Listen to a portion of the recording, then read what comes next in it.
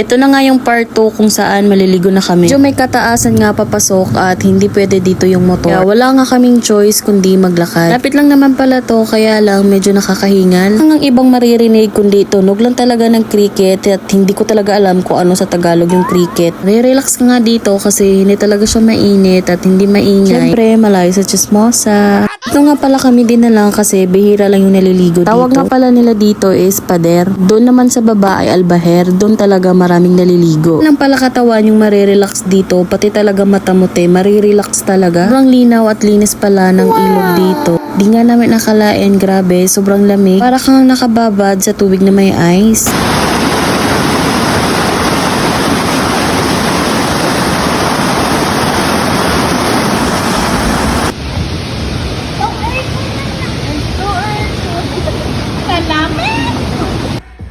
Bumaba nga lang pala kami kasi hindi namin alam dito pala dumiretso si na Papa. Marami pala ditong naliligo at hindi kagaya dun sa taas na kami lang talaga yung tao dun.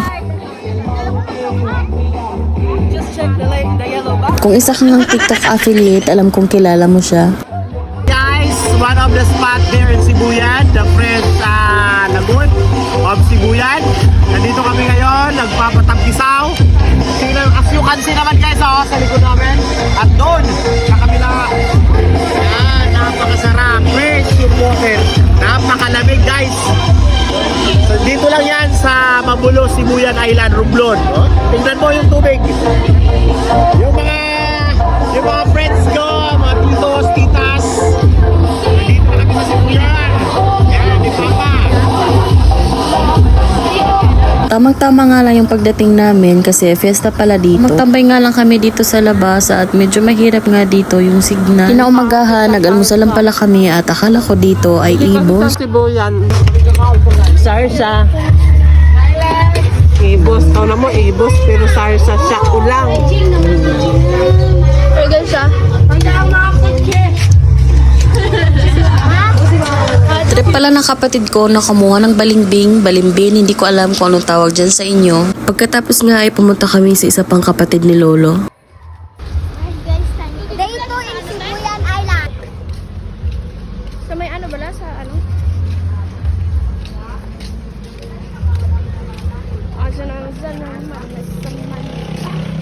Itong araw na nga ay pupunta na kami sa isa sa mga pinakasikat dito sa Sibuyan.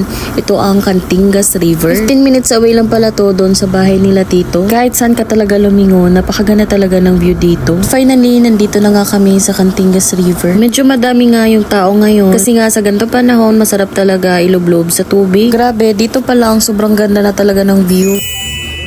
Habang busy nga yung lahat sa pagbaba ng mga gamit at baon namin, ako dito tamang video lang sa gilid. Sabi, dito pa lang, makikita mo na talaga na sobrang linaw talaga ng tubig. Expect mo talaga dito na malamig talaga yung tubig dahil doon talaga nanggagaling sa bundok. Actually, meron talagang falls dyan sa unahan kaso hindi na namin binalak pumunta kasi medyo madulas talaga yung daanan. Ang dami nga ng tao kasi kasagsagan talaga to ng summer. At eto pala yung ganap ng pang third day namin. Yun pala to ng pamilya na kapatid ng lolo namin. Kasi yung mga pinsan ni Papa na galing ibang bansa. Paghulog, maayos mo rin yung paghulog. Last na lang, last!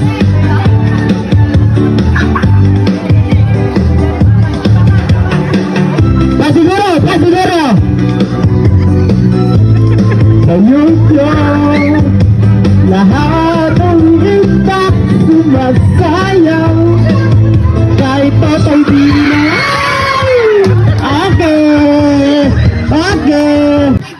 Tuntua nga dito yung mga bagets kasi nanalo talaga sila. Sobrang dami nga ng ganap sa araw na to. Grabe, as in nakakatuwa. Allah, hinuduhan na. At karagit, napit na lang dito si Ronaldal. Araw na. Napit na lang. Nilawayan na! Ito na! Hay! Agay, agay! Pasunod na! Ya! Ito na! May igwa na sing... Hop! Ato lagi! Ato lagi! Post lagi! Belape kang ipasunod! Belape ang tunang! Ato na sunod na! Next! Last na lang! Last! Hello! Ay abo! Kapag katumay ni Manang! Ay abo! Yay! Tapos na ka muna! Ay, aba, Diyos ko. Ay, abang wala lang segundo yun. Tapos na yun. Okay, palakpakan natin natin ang ating mga mamshi na mga matibay magpasulod sang bunang sa dagom. Naligo nga lang ulit kami pagkahapon nito. Yung akala namin uuwi na kami nito kinabukasan. Extend pa pala kami dito ng 1 day kaya yung 4 days namin nagawa talagang 5 days. Dahilan nga bakit nag-extend pa kami kasi ililibot nga daw kami sa buong Sibuyan. Ang nakakabilib nga dito tuwing fiesta kasi umaabot talaga sila ng 5 days. Side doon, meron pa talaga silang pa fireworks display.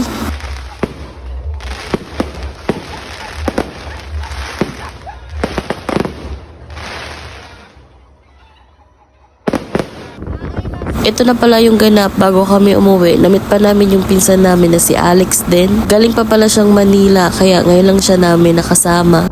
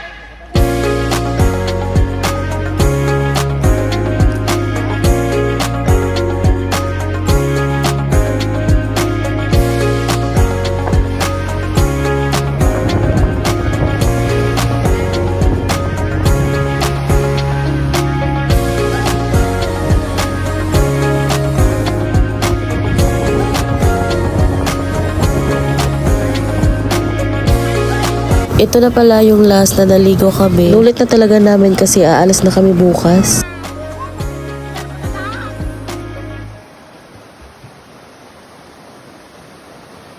Ito na nga pala yung pinakasad na part, yung uwian na. Ito lang pala namin dito magpasalamat kina Tito Bobby, kina Lolo't Lola at kina Tita Daldal. At sa MDR family po, thank you so much talaga. Ano po talaga kay Tito Big Boss at kina Tito Hachi sa pag-drive po. Ang saya talaga ng experience, grabe. So hard to accept. How to accept? Bye-bye! Bye-bye, Yan lang yun guys, and sana nag-enjoy kayo sa aming short vacation. Salamat pala sa mga nanonood ng part 1 hanggang part 2. Bye!